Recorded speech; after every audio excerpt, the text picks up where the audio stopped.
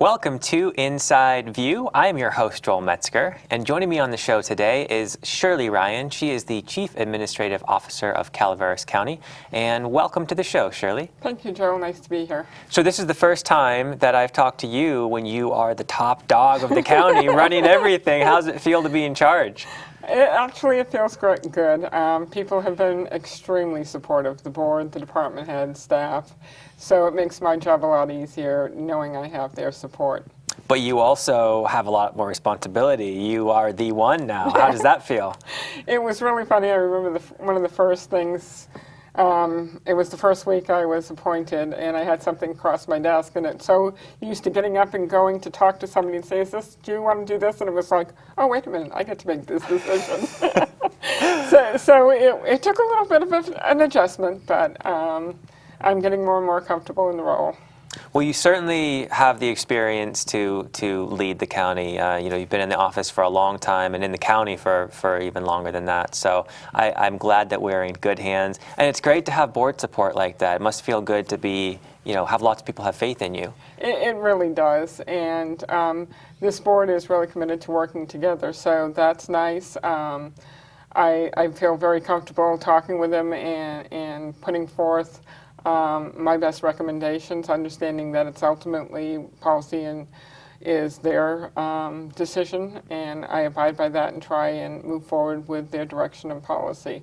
But it's been very rewarding my first 9 months in the position.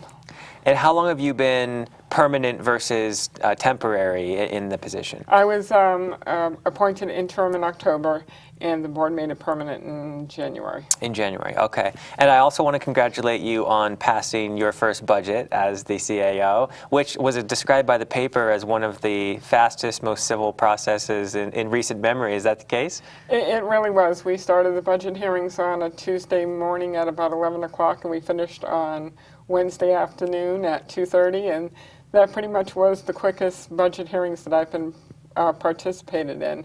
But we did a lot of work ahead of time, working with department heads, really trying to identify their needs, what we could afford to do to help them, and do a lot of that work up ahead. We also took direction from the board at the mid-year report, what was important to them, and tried to institute those. Fortunately for us, we also had some good news in the estimates for the assessed value of the property tax roll. The assessor was projecting a 4% increase. We've seen sales tax increasing slightly, so that always makes it a little bit easier.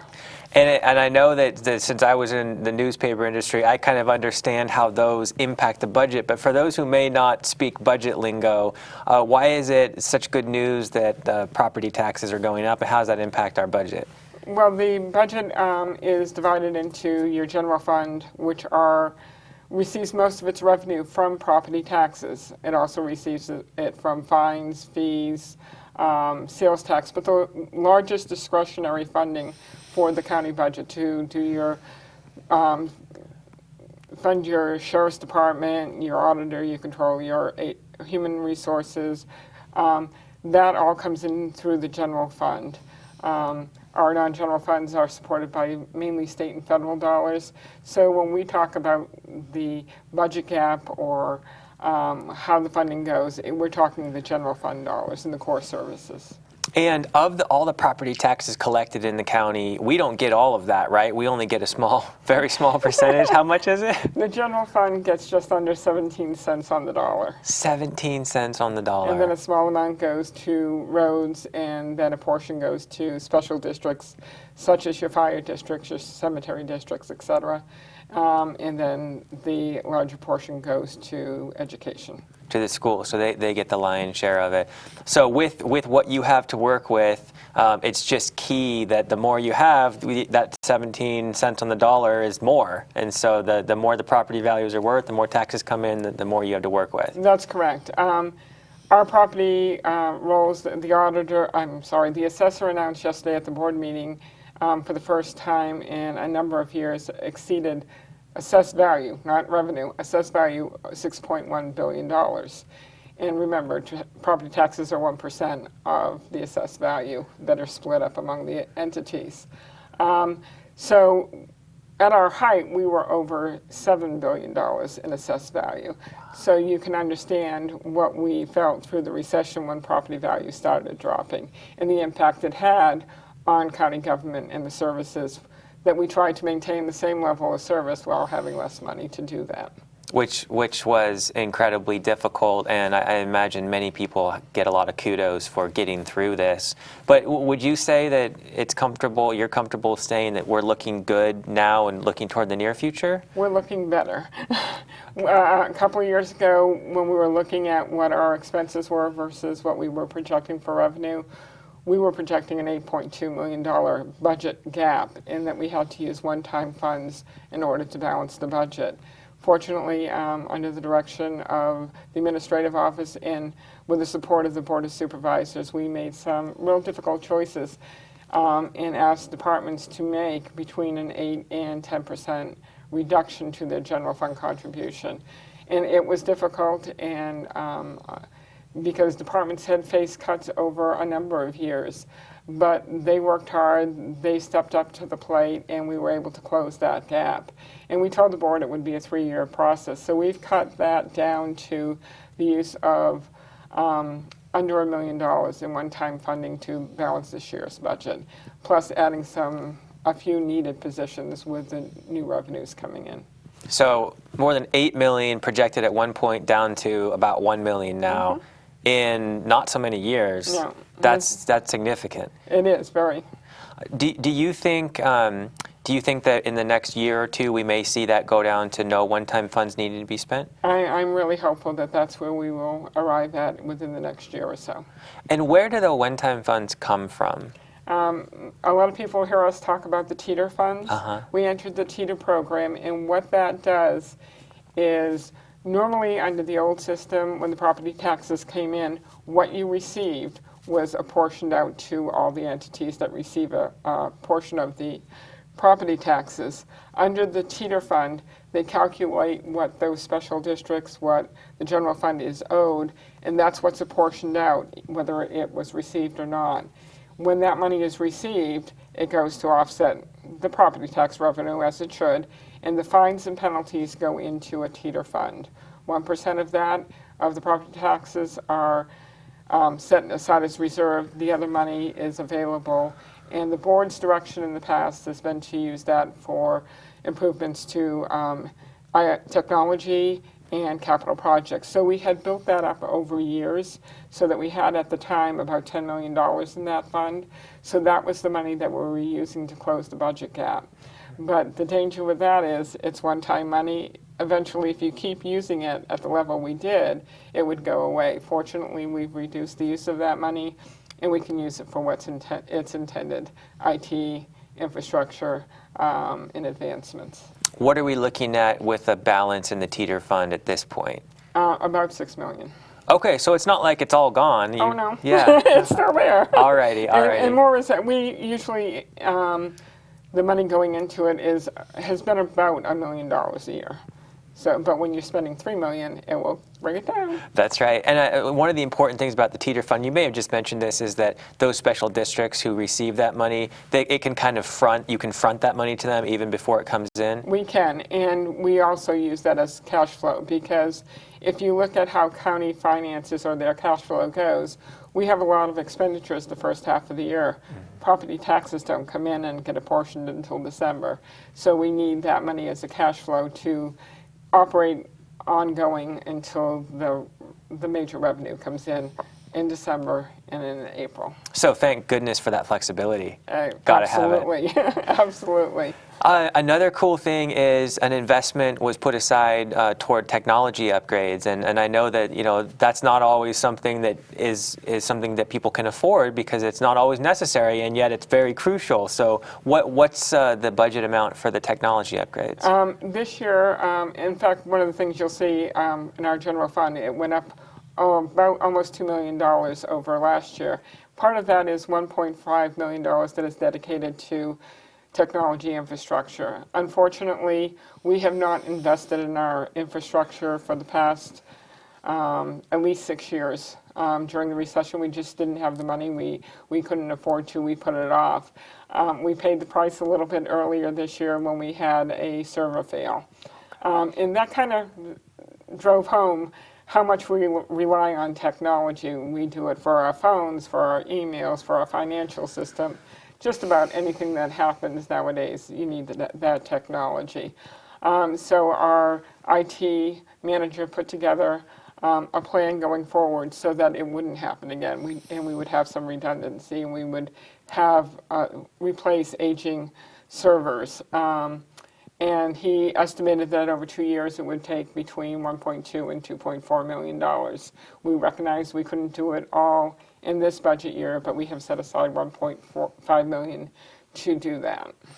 So that's just crucial to maintain what you need to move forward and rely on it working for you. And losing a server is scary. It's happened to me before, so don't want to have that ever happen again. No, because you can just lose too much information, and that's something we can't afford to do. But you got to give kudos for the backup, which kind of saved the bacon there, so you did have that redundancy. We do backup every night, so we had those backups to rely on, and we have a great staff in IT that work diligently through the week to get us back to where we needed to be.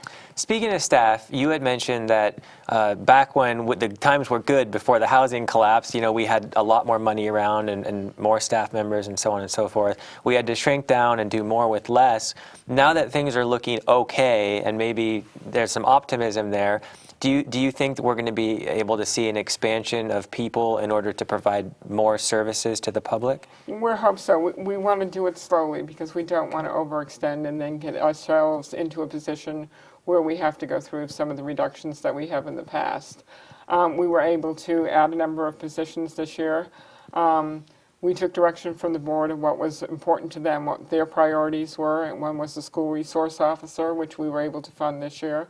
One was a veteran service rep that will assist our veteran service officer in supporting our veterans in the county. We were able to fund that, and that is a general fund cost. We were able to supplement positions in probation, one position in there for juvenile probation officer because we had additional state funding for that. Our building and code enforcement departments are starting to see more activity. So we've been able to add 3 positions there because that's all covered with their building permit revenue and nuisance abatement funds. So we're real careful about the general fund positions that we're adding. We want to make sure when we looked at them, we tried to really vet them to make sure that there would be ongoing funding for those positions and the workload would sustain what they needed to be. And it wasn't everything that everybody wanted, but it was what we deemed were the most critical and that we could do within our funding sources. You mentioned that there were some cuts that had to be made even to salaries, is that right, over the last years, or no, the 8 to 10%, what was that? The 8 to 10% was the general fund reduction. The fund went down by that much, okay. We asked the general fund contribution to departments to be reduced by that much. So they had to cut their budgets by that much. Right. So some departments have other funding sources, whether it's fees that they charge, what have you, and then they have their appropriations, what their actual expenses are. And the difference between the revenues that they can collect for their specific services and the appropriations that they budget or expenditures they have, the difference is the general fund contribution. Gotcha. So looking good, it went smoothly. Your first time in charge went exceptionally smoothly, so you must be doing something right. And I hope so. Now I imagine you took a little bit of a sigh of relief and you can move on to some other things, but it almost seems like the budget cycle is a year-round thing these days. It really is. I used to kiddingly say it was like giving birth. It was a 9-month process, but it has almost turned into a year-round monitoring of the budget. We will go back to the board once the assessed property tax roll is officially closed. And we know exactly what those numbers are going to be when the auditor closes the books for the fiscal year end, and we know what the fund balance will be, or some people refer to it as the cash carry, the money we have left over. We then will make some technical adjustments in September and probably increase contingencies because they're a little lower than what the board's principals are. And then we monitor how people are doing, and then we do, of course, the mid-year report, which starts the cycle all over again. Let's talk general plan, because that's another thing that many people have been following closely, and I know that many people are excited to see that update go through and become the new law of the county. But it's a process, and it's a very involved process. So bring us all up to date on what's going on with the general plan. It is a lengthy process, which we have all found out. The draft general plan was released, and there were a series of workshops held throughout the county for people to come in, look at it, to put forth their comments either there or in writing. The planning department has reviewed and compiled all those comments on the general plan. There's a joint meeting of the Planning Commission and the Board of Supervisors on Tuesday night at the Town Hall, June 30th, 6 p.m.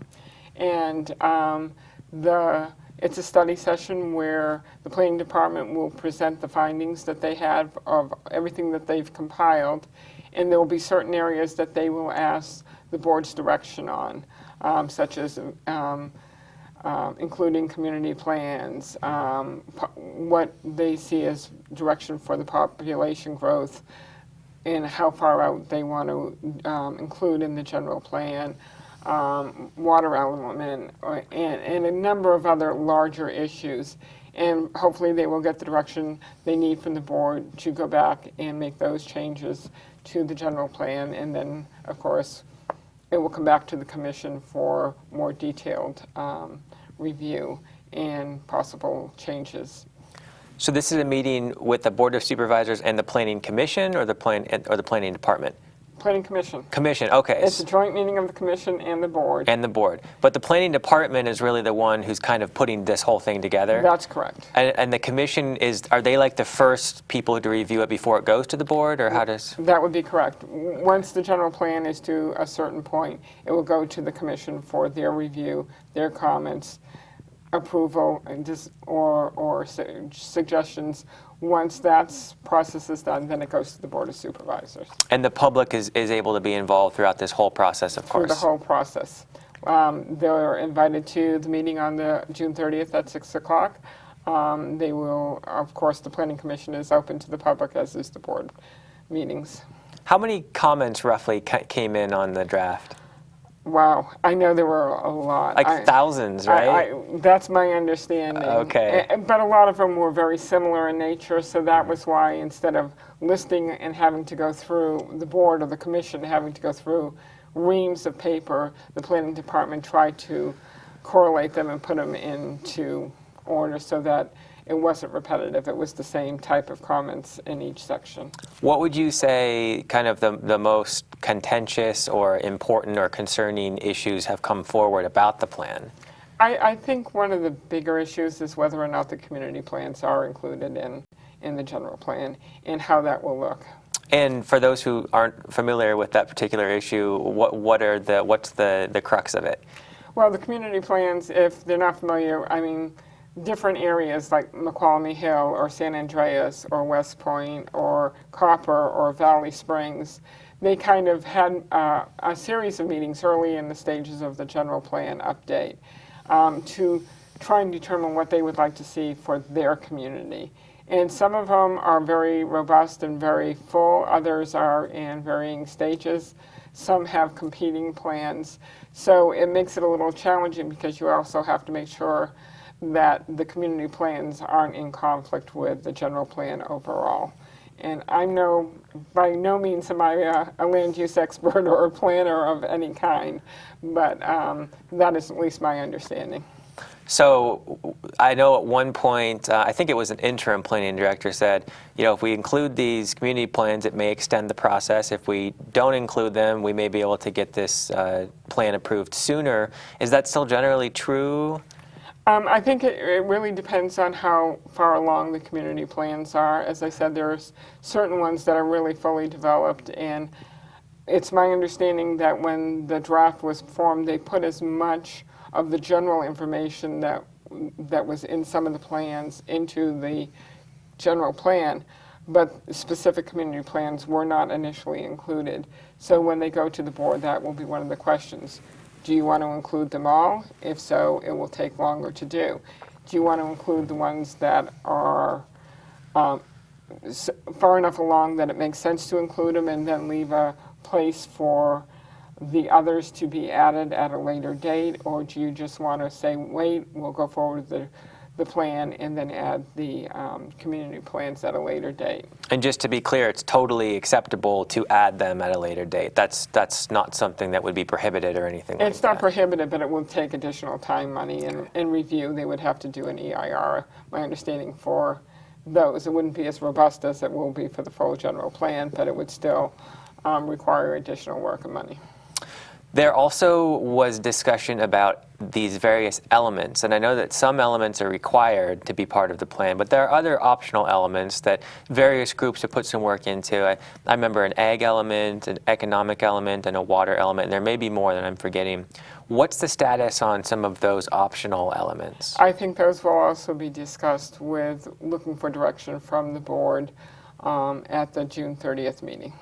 I guess one of the challenges might be a lot of this work was done years ago, and so they might not be, that work may be outdated at this point. So in order to include something, and we're not looking for this to be finished until maybe a year from now, so how do you get something included and have it actually be current, or is it just a losing battle? At some point you're going to have something that's outdated.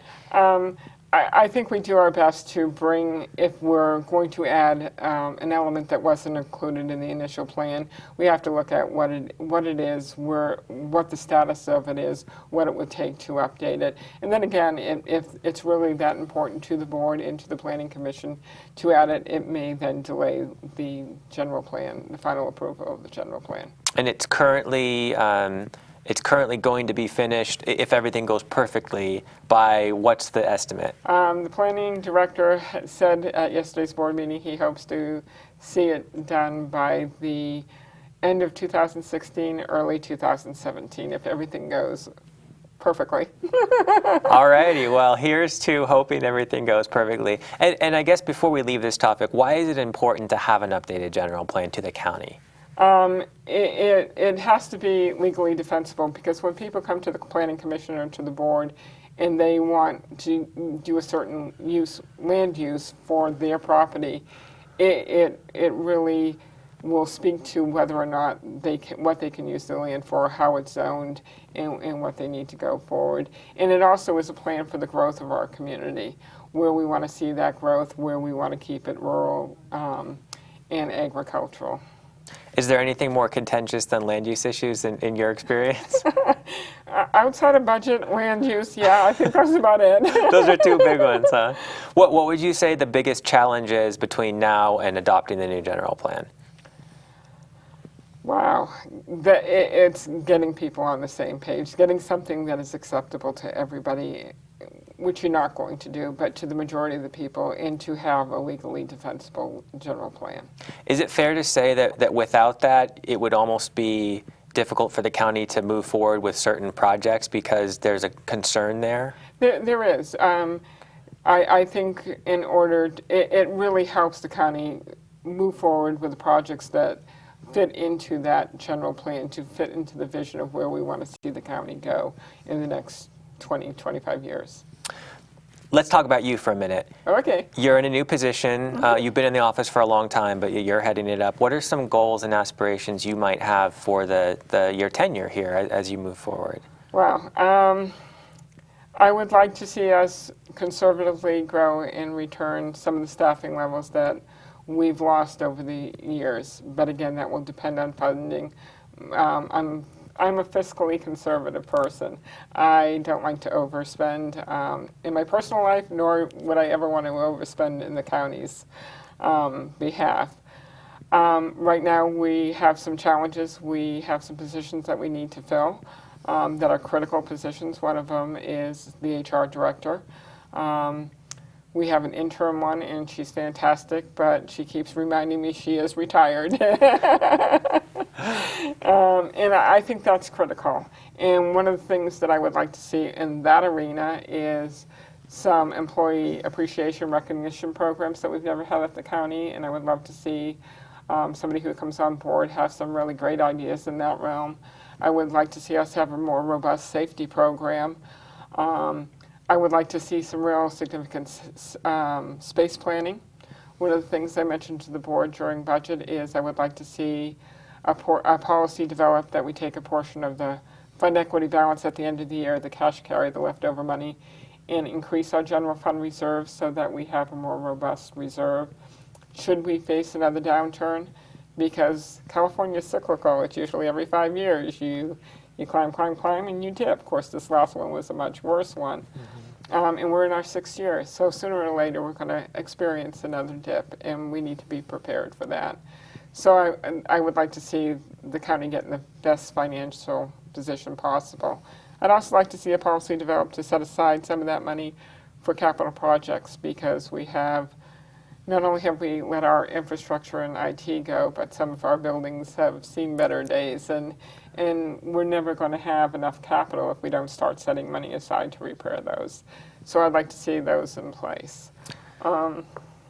You also have a new team member at your side, and we're just about out of time, but I wanted you to be able to mention who is your new assistant CAO. Oh, I'm real happy to say that Brian Moss, who is the current environmental management director or administrator, I guess, has accepted the position as assistant CAO. So I think he will bring a lot of strengths to the office that with land use issues and with environmental health and animal services, and areas that maybe we haven't had that strength in the admin office before.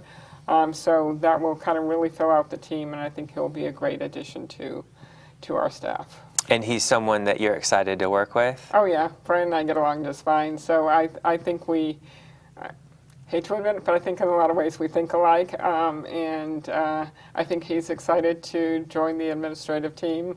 I'm getting emails from him, Shirley, have you thought about this?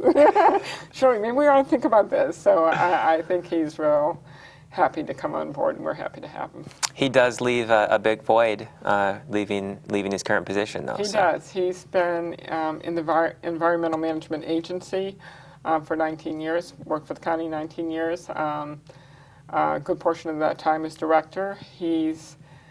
In his tenure, he's ended up with a few additional departments, on-site wastewater and then animal services, and he's done a remarkable job with both of those.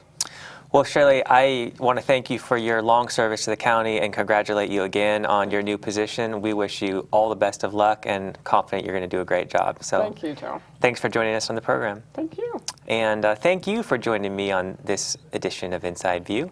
I'm your host, Joel Metzger, and I hope you join me next time.